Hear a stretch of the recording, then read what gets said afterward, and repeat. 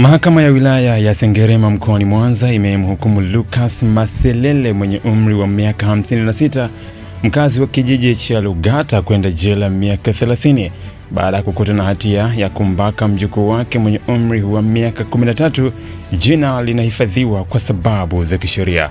Hukumu hii imesomwa jana Machi 13 na hakimu mkazi mwandamizi wa mahakama ya wilaya ya Sengerema Evod Kisoka katika kesi hiyo ya jinai namba 16692/2024. Awali mwendesha mashtaka wakili wa serikali Nyamhanga Tisoro alieleza mahakama kwamba mshtakiwa alitenda kosa hilo Juni 4 mwaka jana katika kijiji cha Lugata wilaya ya Sengerema kwa kumbaka mjukuu wake wakati mke wake ameenda msibani, mpaka alipofumaniwa na mke wake akifanya kitendo hicho kinyume na vifungu vya 130, 1 na 2E pamoja na kifungu cha 131 vya sheria ya kanuni ya adhabu sura ya 16 marejeo ya mwaka 2022.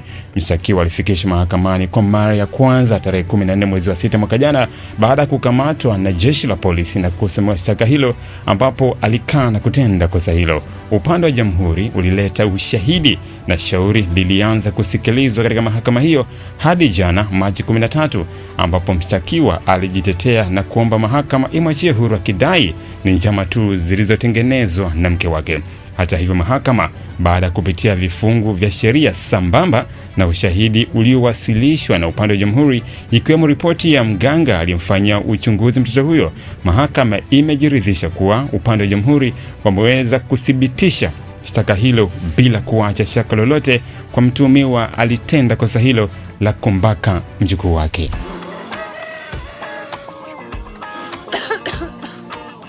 Shoga yangu we, mambo yamejipa.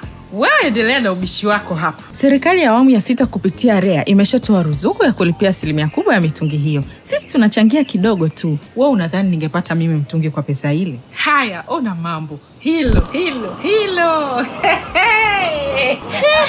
Lishawaka? Limewaka ndio, unacheza na gesi. Basi nipeleke na mimi nikachukue shoga yangu. Haya maharage nusu saa nyingi yameiva faster tu.